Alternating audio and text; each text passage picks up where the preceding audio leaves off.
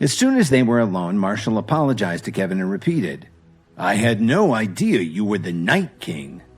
When Kevin heard this, he was puzzled. He had no idea who or what the Night King was. But now that he saw Marshall treating him like his superior, Kevin figured he could take advantage of the situation to get out of the place. If this guy thinks I'm the Night King, I guess I should act the part, Kevin thought to himself. "Well, I can't fault you for your ignorance," Kevin said to him coldly. "Thank you for not punishing me for my behavior," Marshall groveled. Then he cautiously asked, "What's brought you to Chicago? Nobody contacted me to make preparations for your arrival." "Do I need to inform you in advance where I want to go?" Kevin said with a sour expression on his face. Then he added coldly, "Just do your job and leave the rest to me." "Yes, sir," Marshall replied timidly. What Kevin didn't know yet was that nobody in the Alliance knew exactly where the Night King was. Marshall had obviously never met him, but when he saw Kevin, he figured he was too young to be in such a powerful position in the organization. That's why he'd been caught by surprise when he saw Kevin wearing the ring. Kevin casually sat down on a chair and asked him, "You just said that Officer Emmett caught a lot of your gang. How could that happen?" "It's true. She was able to infiltrate our organization." "That doesn't interest me," Kevin impatiently interrupted Marshall. "As long as we haven't been completely exposed in this town, you can handle the rest yourself." "I understand, sir," Marshall said very obediently. Kevin suddenly felt hungry. All he'd managed to have for breakfast was half a cup of coffee at Blair's fancy breakfast. "I haven't eaten anything today," Kevin said awkwardly, but he didn't finish his sentence. "Well, you're a busy man. I'm sure it's hard to find the time. I'll get someone to make something for you right away," Marshall answered very agreeably. Kevin nodded indifferently and Marshall left the room. Once Marshall was gone, Kevin took a look around the room. From the layout, he guessed that this was probably his private office. As he scanned the room, Kevin saw a black box. "What's this?" Kevin slowly walked over to the box and studied it carefully. The door of the room was still closed, so he forced the box open. Inside, there was a small vial of powder and a book on how to prepare advanced herbal remedies. Kevin picked up the book and flipped through it. Then his eye caught a recipe for a powerful hallucinogenic powder that looked a lot like the one in the vial. Based on the description, it seemed to be some kind of herbal weapon. "What the hell is going on here?" he thought to himself. "Everybody seems to be into obscure herbal ingredients. First Cook, then Officer Emmett and Dominic, now this guy." Kevin heard a burst of hurried footsteps outside the door. He didn't have any time to think, so he stuffed the book and the powder under his shirt. Then he quickly closed the box and returned to his seat. When Marshall returned, Kevin clearly noticed that he'd glanced at the box. Was it fear that Kevin saw in the man's eyes? "You seem nervous." Kevin provoked him a little. "I was afraid I was neglecting you, so I rushed back," Marshall explained.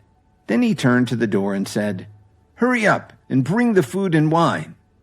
Before Marshall finished speaking, 3 men came in with trays of sandwiches and fruit, along with a few bottles of wine. They placed it all on the table and hurried out of the room. "I'm very sorry, sir, but since I didn't know you were in Chicago, I didn't make any preparations. This is the best we could come up with on short notice," Marshall said apologetically. "I don't mind," Kevin said as he slowly picked up a sandwich. He looked at Marshall and said, "Have you eaten yet? Would you like to sit down and join me?" Kevin hadn't been threatening at all, but Marshall looked a little skittish. He quickly excused himself, saying, "I couldn't impose. Please, enjoy your meal. I'll be waiting outside the door if you need anything." Then Marshall rushed out of the room. Kevin finished off the meal pretty quickly. Then he opened one of the bottles of wine and poured some of the powder into it. "Is there anyone out there?"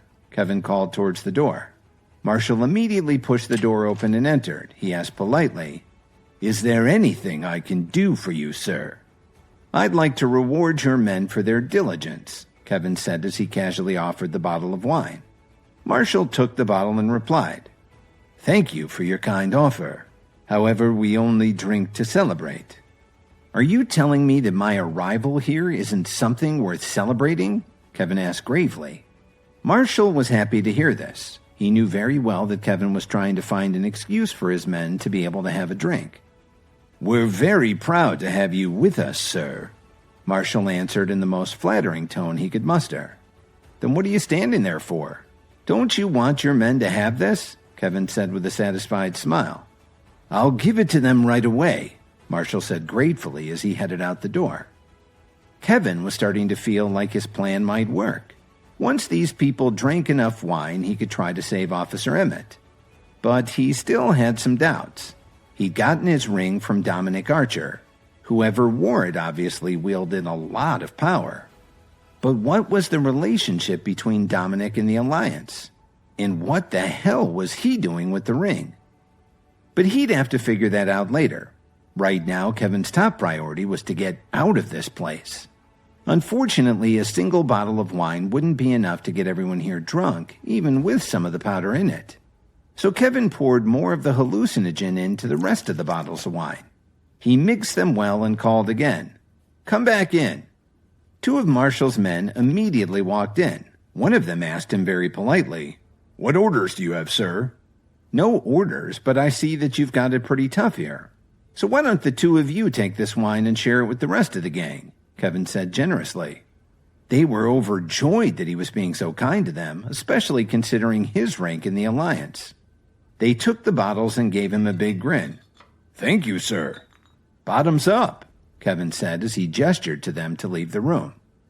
After the two of them left, Kevin walked over to the room where Officer Emmett and Blair were being held. As he approached, the guards greeted him politely. Kevin gave a slight nod and instructed them. Go and have a drink and a bite to eat with your buddies. I can watch these guys for a while. Thank you, sir, they said excitedly as they headed over to join their comrades. What Kevin didn't know yet was that he'd gotten the whole gang worked up. There hadn't been anything to celebrate lately, so they hadn't had any alcohol in weeks. After they left, Officer Emmett was baffled. Kevin, what the hell is going on? Why are they calling you sir? I'm not sure. They probably think I'm some big shot, Kevin said with a shrug.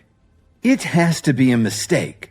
How could a lowlife like you be anyone of importance? They've obviously confused you with someone else, Blair sneered. Kevin looked at Blair and saw just how much he'd gotten worked over.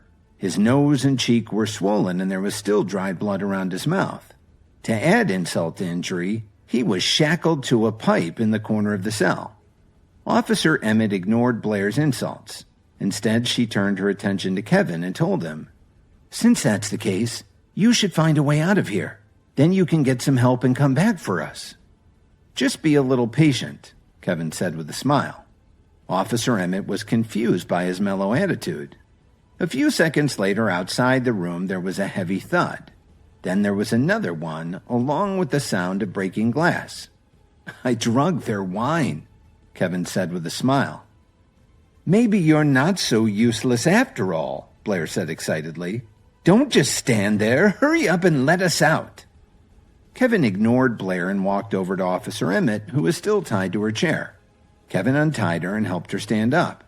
I don't know exactly how long they'll be knocked out. We need to leave as soon as possible, Kevin said as he opened the cell door to let Officer Emmett out. Can't you see that I'm still tied up? Blair shouted. And keep your filthy hands off of Kelly. Blair, didn't you just agree to pay $6 million to save your own life? Kevin asked with a sardonic grin.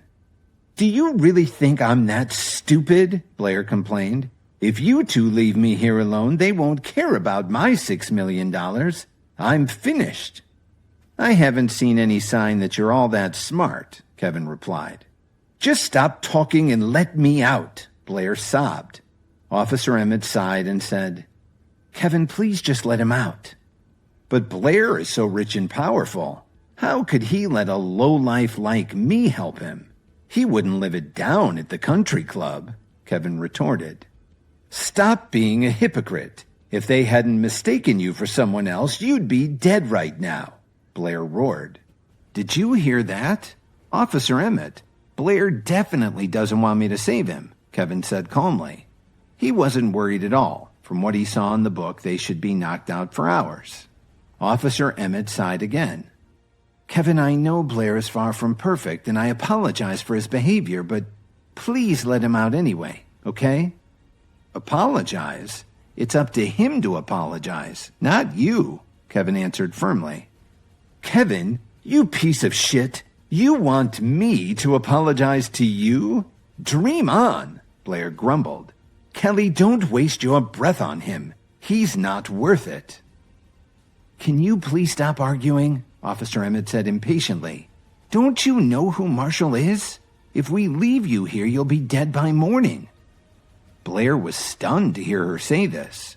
He knew she wasn't exaggerating. Kevin didn't want to waste any more time. I'm not worried. Blair can afford to pay his way out. Kevin, I'm begging you. Let Blair out, Officer Emmett pleaded. But after all of Blair's cruel insults, she wasn't very confident that Kevin would listen to her. He was under no obligation to save her fiancé. Okay, I'll do it for you, not him, Kevin finally gave in. But there's just one condition. You have to say please. Hi guys, Kevin here. Listen to full episodes of Insta Empire exclusively on the Pocket FM app. Click the link in the description to install the app now.